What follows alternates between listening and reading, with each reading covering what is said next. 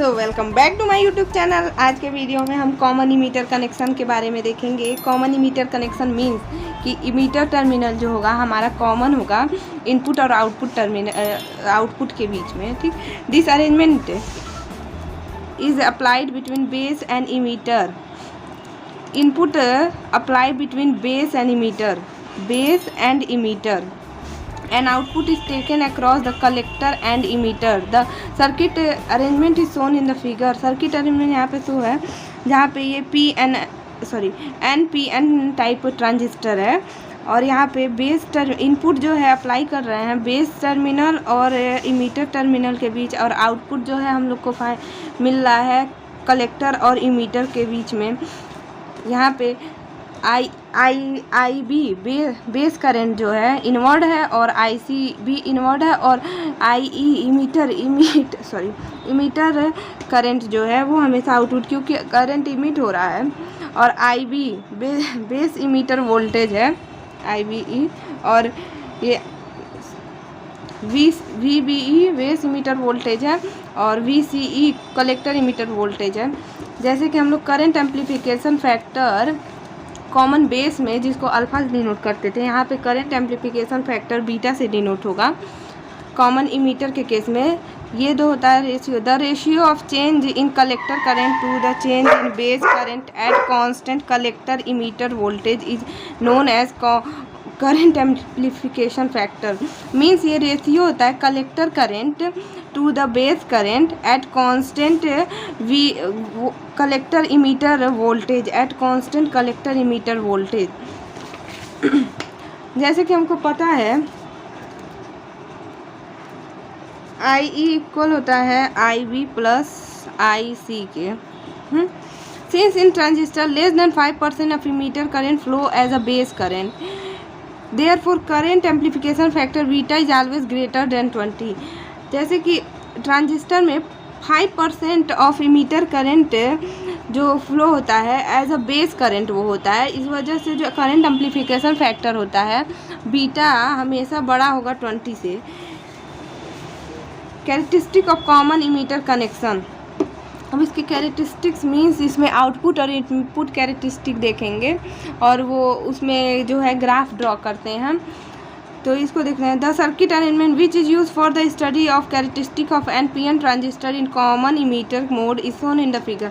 इस कंडीशन में common emitter practical भी होता है जिसमें हमको ऐसी सर्किट बनानी होगी जहाँ पे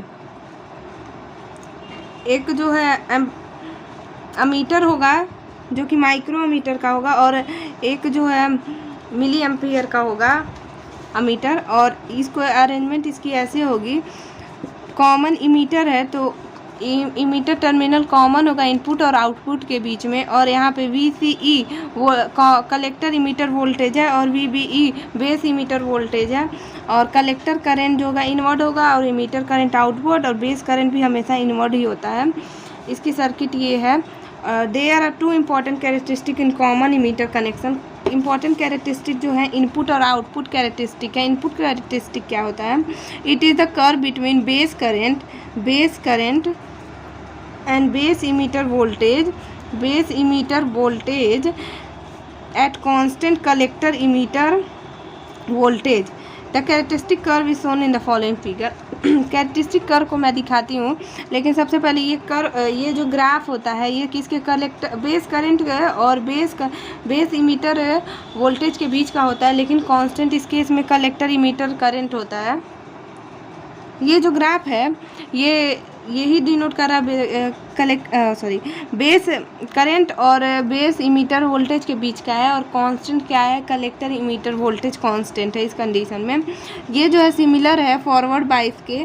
this curve is similar to the forward bias PN junction because the base emitter section of transistor is diode and is forward है, क्योंकि बेस इमीटर सेक्शन जो है वो फॉरवर्ड बाइस में है और एज अ डायोड बिहेव कर रहे हैं, इसलिए ये जो है हमें ये ग्राफ जो है फॉरवर्ड बाइस ग्राफ की तरह सिमिलर में है। The input resistance RI of the above circuit. Input resistance क्या होगा? इनपुट जहाँ पे हम लोग अप्लाई कर रहे हैं, इनपुट यहाँ पे हम लोग कहाँ VEB के बीच में, तो VEB इनपुट रेजिस्टेंस जो होगा वोल्टेज, बेस इमीटर वोल्टेज और बेस करंट का रेशियो होगा, लेकिन कांस्टेंट जो होगा इस कंडीशन में कलेक्टर इमीटर का वोल्टेज कांस्टेंट होगा। ओके, इनपुट रेजिस्टेंस हो गया। अब हमारा जो सेकंड केस है output characteristic, it is a curve between collector current and collector emitter voltage at constant base current. The characteristic curve is shown in the figure. जैसे ये जो है सिमिलर है कॉमन बेस के आउटपुट कैरेक्टरिस्टिक से ही ये curve जो होता है कलेक्टर करंट और कलेक्टर इमीटर वोल्टेज के बीच का होता है at constant base current. Base current इस कंडीशन में कांस्टेंट होता है। From the above curve it is clear that the collector current IC very with collector emitter voltage between 0 and 1 volt only. ये जो है ये हमारा 1 वोल्ट है, 0 और 1 वोल्ट के बीच में ये वेरी करता है। IC और VCE वेरी करता है एक दूसरे के करस्पॉन्डिंग में, लेकिन उसके बाद जो होता है कांस्टेंट हो जाता है जिस भी कंडीशन में हो। After this collector current become almost constant and independent of collector emitter voltage. Collector current इसके बाद 0 और 1 के बीच में तो ये वेरी करता है कलेक्टर इमीटर वोल्टेज के, लेकिन 1 के बाद ये कांस्टेंट हो जाता है। The output characteristic output resistance R0 of the above circuit can be written as R0 इस कंडीशन में, क्योंकि आउटपुट हम लोग कहाँ पे ले रहे हैं, आउटपुट VCE और IC के बीच में, तो आउटपुट रेजिस्टेंस जो होगा R0 इक्वल होगा VCE upon del IC at constant IB current, base current को कांस्टेंट करेंगे। अब दूसरा जो है हम लोग रिलेशनशिप फाइंड आउट करेंगे अल्फ़ा और बीटा के बीच में, और वो रिलेशनशिप अल्फ़ा की वैल्यू हमको पता है, अल्फ़ा कितनी कलेक्टर करंट और इमीटर करंट का रेशियो होता है, और बीटा जो है कलेक्टर और बेस करंट का रेशियो होता है, और IE जो है इक्वल होता है IB प्लस IC के।